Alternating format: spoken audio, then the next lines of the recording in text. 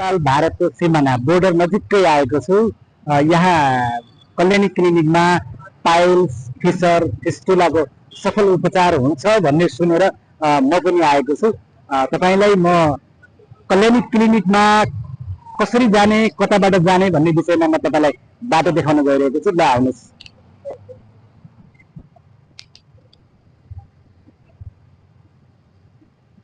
यो Kalyani clinic बाबासिर hydroxyl भगन्दर रुबेडिया थानाको ठिक सामने यो देखिएको छ। यो राधे राधे मोबाइल सब देखिएको छ। यसको ठिक पछाडिपट्टि म तपाईँलाई कल्याणी क्लिनिकमा लैजाँदैछु। ल आउनुहोस्। कल्याणी क्लिनिकमा पुगिसकेको छु। यहाँ चाहिँ यो कल्याणी क्लिनिक यहाँनिर छ। ठिकै बोर्डर क्रस गर्नुभयो भने अलिकति 2 कदम अगाडि आउनु होला। त्यसपछि राधे राधे मोबाइल पसल भन्ने छ, त्यहाँबाट ठ्याक्क भित्र गल्लीमा छिर्नु होला। यहाँ कल्याणी क्लिनिकमा तपाईँ बिहान 9 बजे आउन डक्टरलाई भेट्न सक्नुहुनेछ। बिहान यहाँ पाइल्स फिसर फिस्टुलाको सफल उपचार हुन्छ, बिना अपरेसन ग्यारेन्टीका साथ उपचार हुन्छ। तपाईँले डक्टरलाई भेट्न सक्नुहुन्छ बिहान 9 बजेदेखि बेलुका 5 बजेसम्म। तपाईँलाई हामी डक्टरसँग पनि कुराकानी गराउनेछौँ। आउनुहोस् कल्याणी क्लिनिकमा। यति बेला हामीसँग हुनुहुन्छ डाक्टर साहब हुनुहुन्छ हामीसँग। डाक्टर विश्वाससँग हामी कुराकानी गर्न गइरहेका छौँ। डाक्टर साहब स्वागत छ तपाईँलाई। स्वागत। तपाईँको यो कल्याणी क्लिनिकमा धेरै व्यापक भएको छ, प्रचार प्रसार पनि निकै भएको छ। पाइल्स फिस्टुला र फिसर भनेको के हुन्? यी रोगका मुख्य लक्षण के हुन् र बिरामीले कसरी थाहा पाउन सक्छन् यो पाइल्स फिस्टुला भयो भने कसरी थाहा पाउन सक्छन्? पाइल्स भयो भने कोनो मान्छेको दुख्ने, पोल्ने, रगत आउने, त्यस्तो मासु फर्काएर बाहिर आउने, त्यस्तो फिल हुन्छ। पाइल्स भयो भने कोनो मान्छेको इसिङ जस्तो फिल हुन्छ। और फिस्टुला भयो भने मलद्वारको साइडमा सानो एउटा फुन्सी जस्तो हुन्छ, कहिले कहिले पाक्छ।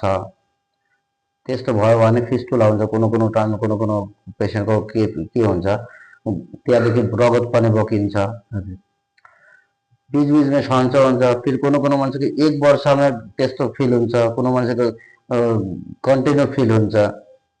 त्यो फिस्टुला भिटामिन। अनि धेरै जसो मानिसले यी 3 समस्यालाई एउटै रोग भनेर बुझ्ने गर्छन्। हजुर, वास्तवमा यी बीच के कस्ता फरक छन्?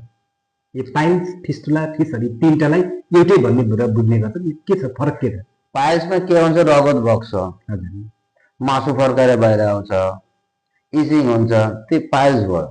एनल फिसरको मतलब के हुन्छ, मान्छेको मलद्वारको साइडमा च्यातेर घाउ जस्तो बन्छ। घाउ बनेर के हुन्छ, त्यो दुख्छ। धेरै कम पेसेन्ट छ यस्तो त्यहाँदेखि ब्लड बग्छ। बढी पेसेन्टको त्यो दुख्छ। और फिस्टुलामा त्यो पुवाज आउँछ। कोनो पेसेन्टको मुख बन्द भयो भने त्यहाँ सुजन जस्तो हुन्छ, त्यसपछि त्यहाँ धेरै पेन हुन्छ, बस्नु पनि सक्दैन। धेरै मानिसमा पाइल्स वा बुद्धवार सम्बन्धी समस्या भए पनि अपरेसनको डर हुन्छ। यो कल्याणी क्लिनिकमा बिना अपरेसनद्वारा उपचार गरिने भनिएको छ, हामीले सुनेकै छौँ। यो उपचार विधि के हो र कसरी गर्न सकिन्छ? यो पाइल्स भयो भने पाइल्सको जो इन्टरनल हेमोराइड जो हुन्छ, त्यो बिना अपरेसन औषधि आयुर्वेदिक औषधिलाई सन्चो हुन्छ। त्यो मासु जुन पलाएको हुन्छ त्यो मासुमा औषधि लगाएपछि त्यो मासु 5 दिनको भित्रमा त्यो आपोआप झारिदिन्छ। और फिस्टुलामा के हुन्छ, सारसूत्र विधि काम गर्नुपर्छ। और एनल फिसरको पनि सारसूत्र विधि काम गर्नु। कोनो पेसेन्ट छ जसको फास्ट ग्रेड भयो भने त्यसको औषधि खाएर सन्चो हुन्छ, औषधि लगाएर सन्चो हुन्छ। अनि इन्जेक्सनद्वारा गरिने उपचार कतिको सुरक्षित र प्रभावकारी हुन्छ? कुन अवस्थाका बिरामीलाई यो उपचार उपयुक्त हुन्छ र कस्तालाई नहुन पनि सक्छ? यता 100% को ट्रिटमेन्ट भयो भने 1 पेसेन्ट असफल हुन सम्भावना छ। 99% पेसेन्ट 100 to 100 सन्चो हुन्छ। अपरेसन भन्दा बिना अपरेसनमा के हुन्छ, यता पेन कम हुन्छ, कोनो पेसेन्टको थाहा पनि पाउँदैन, काम धन्दा केही छोड्नु पर्दैन, बीच-बीचमा आएर भेट गर्ने, औषधि लगाएर जाने, त्यस्तो। हामीले सामाजिक सञ्जालमा पनि हेरेका छौँ यो कल्याणी क्लिनिकमा दाङ सुर्खेत हाम्रै पञ्चकुरीबाट पनि बिरामीहरू आइरहनु भएको छ हामीले देखेका छौँ। काठमाडौँबाट पनि आउनु भएको छ। अनि बिना अपरेसन उपचार गर्दा बिरामीले कति समयमै आराम महसुस गर्ने गर्छन्? उपचारपछि क्लिनिकमै बस्नुपर्छ कि सामान्य काम गर्न मिल्छ? सबै काम धन्दा गर्न मिल्छ, क्लिनिकमा बस्नु पर्दैन। बढी भयो भने 15 आधी घन्टा बस्नु पर्छ, बढी भयो भने। हजुर, त्यसपछि औषधि लगेर जाने। ಇದು बस्ने त या कुनै बेड रेस्ट केही छैन। सामान्य काम गर्न सामान्य सक्छन् काम त्यो गर्न सक्छ। उपचार गरिसकेपछि। हजुर। अन्तमा पाइल्स फिस्टुला र फिसरको समस्या भएर पनि लुकाएर बसिरहेका वा अपरेसनको डरले उपचार गराउन नसकेका श्रोता दर्शक बिरामीलाई तपाईँ के सन्देश दिन चाहनुहुन्छ र यो कल्याणी क्लिनिकमा कसरी सेवा लिन सकिन्छ? यस्तो समस्या भयो भने लुकाउन, कुनै बिरामी भयो भने मात्र पाइल्स फिस्टुला होइन, कुनै बिरामी भयो भने नलुकाउनु। धेरै जसोले लुकाइरहेछन् नि। हजुरको नजिकै कुनै डक्टर या क्लिनिकमा गएर सम्पर्क गर्ने, सल्लाह लिने कस्तो के हुन्छ। हजुर, मेरो यता सम्पर्क गऱ्यो भने यता त 100% ग्यारेन्टी सहित उपचार हुन्छ, लाइफ टाइम ग्यारेन्टी दिन्छु। 100% ग्यारेन्टी। अर्कोचोटि त्यस्तो फर्काएर आयो भने फ्रीमा उपचार दिन्छु। फेरि त्यही बिरामी दोस्रो पटक आयो भने आयो भने के हुन्छ, कुनै टाइममा 100% को ट्रिटमेन्ट भयो भने एक पेसेन्टको 1-2 वर्ष पछाडि हुने सम्भावना हुन्छ।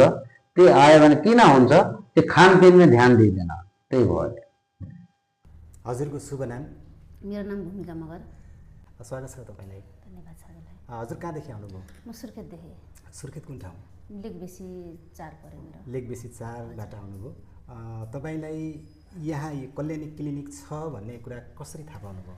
मलाई पहिलो कुरो त मैले फेसबुकमा पनि हेरेँ, सबै उहाँको कल्याणी क्लिनिकको सबै कुराहरू हेरेको थिएँ मैले।